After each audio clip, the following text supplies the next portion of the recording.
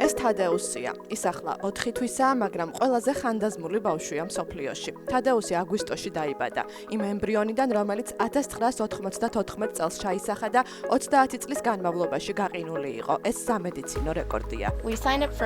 ჩვენ ჩავეწერეთ პროგრამაში, ის გვაკავშირებდა ოჯახებთან, რომლებსაც ძველი ემბრიონები ჰქონდათ. უბრალოდ თქვით, რატომაც არა. თავიდან სრულიად გაოცებულები ვიყავით, რადგან ამის შესახებ არასდროს გაგვეგო. პროგრამა სამეცნიერო ფანტასტიკის ფილმიდან გადმოსულს ჰგავდა. ტიმ და ლინდსი პირსები ოჰაიოში ცხოვრობენ. ისინი ემბრიონის მიმღები ოჯახი არიან. თადეუსი ლაბორატორიაში ჩაისახა 1994 წელს. მისი ბიოლოგიური დედა ლინდა არჩერი ახლა 62 წლისაა. მან და მისმა მაშინდელმა მეუღლემ ინვიტრო განაყოფიერება გამოიყენეს და შეეძინათ ქალიშვილი. ის ახლა 30 წლისაა. სამი სხვა გამოუყენებელი ემბრიონი კი გაყინეს. წლების შემდეგ, როდესაც არჩერს მოუწია გადაწყვეტილების მიღება ამ ემბრიონის მომავალზე, მან პირსების ოჯახი აირჩია.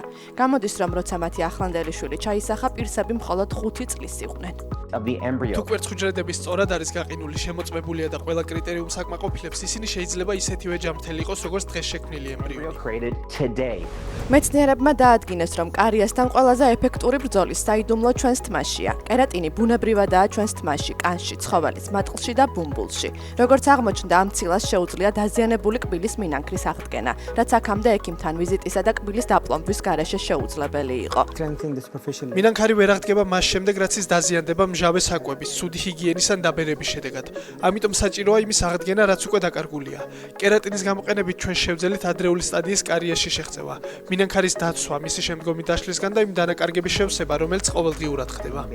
ტექნოლოგიას ჯერ კიდევ სჭირდება დამატებითი კლინიკური კვლევები, რათა დადასტურდეს მისი გრძელვადიანი ეფექტიანობა. თუმცა კვლევის ავტორები ამბობენ, რომ კერატინზე დაფუძნებული სტომატოლოგიური პროდუქტები, როგორიცაა კბილის პასტები და გელები, მომხმარებლებისთვის ხელმისაწვდომი უახლოეს 2-3 წელიწადში იქნება.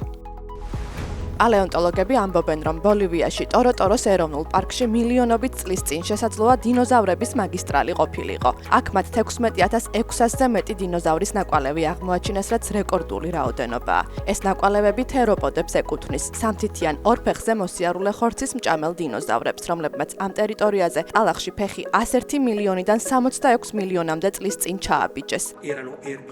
ისინი ძალიან ჰგავდნენ ამ პლატეოსავრს, რომელიც აქვეა გამოფენილი მილანის ბუნების ისტორიის მუზეუმში. გრძელკისრიანი და პატარა თავის მქონე ორ ფეხზე მოსიარულე დინოზავრები. ყველაზე დიდი მათგანი 10 მეტრის სიგრძის იყო და წონით 4 ტონას აღწევდა. ტერიტორია, რომელიც მეცნიერთა ჯგუფმა გამოიკვლია, დაახლოებით 7500 კვადრატულ მეტრს მოიცავს. მათ აღადგინეს დინოზავრების მოძრაობაც. ზოგი ნელას ეირნობდა, ზოგი სწრაფად დარბოდა. 1300-ზე მეტი ნაკვალევი კი ცხადყოფს, რომ ზოგიერთი მათგანი წყალშიც ცურავდა. ნაკვალევების ნაწილში შემონახულია კუდის ანაბეჭდებიც. ბუენოს-აირესს ოქროს ტალღამ გადაუარა. სწორედ ასე ერქვა ოქროსფერი რეტრივერების ფესტივალს, რომელიც ქალაქის ერთ-ერთ ყველაზე დიდ პარკში ჩატარდა. ადგილზე 2387 ოქროსფერი რეტრივერი დაარეგისტრირეს. ეს იყო ამ ჯიშის ძაღლების ყველაზე დიდი შეკრება ისტორიაში და მსოფლიო რეკორდიც დამყარდა. მიუხედავად იმისა, რომ სპეციალურად ამ ღონისძიებისთვის ბუენოს-აირესში ოქროსფერი რეტრივერები და მათი პატრონები სხვადასხვა ქვეყნიდან ჩავიდნენ, ადგილი არ ჰქონია არც ერთ ინციდენტს. როგორც ცხოველთა მოყვარულები ამბობენ, აგრესია ოქროსფერი რეტრივერების ბუნებაში არ ჩნდება.